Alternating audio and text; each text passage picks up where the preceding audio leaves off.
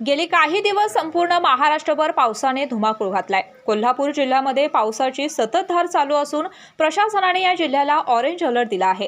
राधानगरी धरणाची आज दुपारी 12ची स्थिती पाहता राधानगरी धरण 89.33% म्हणजे जवळजवळ 90% भरले असून या धरणाची पाणी पातळी 342.56 फूट इतकी आहे। या धरणाची पाणी पातळी ज्यावेळी 347.50 फुटाच्या वरती जाते त्यावेळी हे धरण 100% क्षमतेने भरतं। आज दिवसभर पावसाची सततधार अशी चालू राहिली तर धरण 100% भरण्याची शक्यता आहे।